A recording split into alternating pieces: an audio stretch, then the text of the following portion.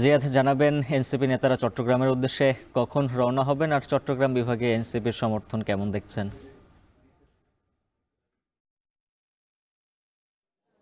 উজ্জ্বল, মূলত রাজপথ থেকে মেঠোপথ, শহর থেকে প্রত্যন্ত গ্রাম, জুলাইয়ের চেতনায় দেশ গড়তে এনসিপি নেতাকর্মীরা চষে বেড়াচ্ছেন পুরো দেশ। তারই অংশ হিসাবে মূলত আজকের এই পর্যটন নগরী কক্সবাজারে আসবেন তারা। এরই মধ্যে গতকাল রাতে তারা এসে পৌঁছেছেন কক্সবাজার নগরীতে। এবং আমরা দেখছি যে কক্সবাজারে যারা তাদের নেতাকর্মীরা রয়েছেন, বিভিন্ন শ্রেণী পেশার মানুষকে আমরা দেখতে পাচ্ছি, যেখান থেকে কর্মসূচি শুরু হবে কক্সবাজারের যে বাস টার্মিনাল এলাকা, সেখানে এসে সকাল থেকে আসলে সাধারণ মানুষ নেতাকর্মীরা জড়ো হয়েছেন।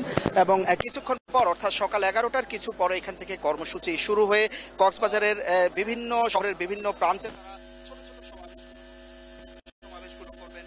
এবং সেখান থেকে শুরু করে রামু হয়ে, চকরিয়া হয়ে, একেবারে সাতকানিয়া, লোহাগাড়া হয়ে তারা পৌঁছাবেন বান্দরবান, এবং বান্দরবান থেকে আবার দক্ষিণ চট্টগ্রাম হয়ে তারা আজ চট্টগ্রাম শহরে পৌঁছাবেন। এবং এরপরে রাঙামাটি এবং খাগড়াছড়িতে আরও 2 দিনের সফর রয়েছে চট্টগ্রামে ঘিরে। অর্থাৎ বলা যায় যে রাজনীতিকে আসলে সাধারণ মানুষের কাছে নিয়ে যাওয়া, নতুন দল হিসাবে এনসিপি আসলে সাধারণ মানুষের কাছে কি ভূমিকা রাখবে এবং সাধারণ মানুষের আসলে প্রত্যাশা কি, সেই মানুষের সমস্যাগুলো আসলে কেন্দ্রে পৌঁছানো, সেই কাজগুলো করার জন্য মূলত এনসিপি নেতারা এই কর্মসূচি হাতে নিয়েছেন। এবং যেটি বলা যায় যে রাজনীতিতে একটি নতুন বার্তা দিচ্ছে।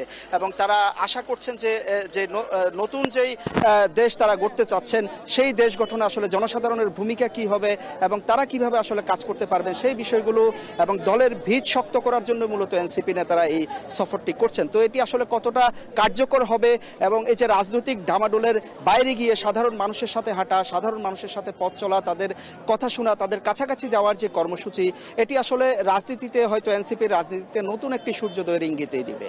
উজ্জ্বল।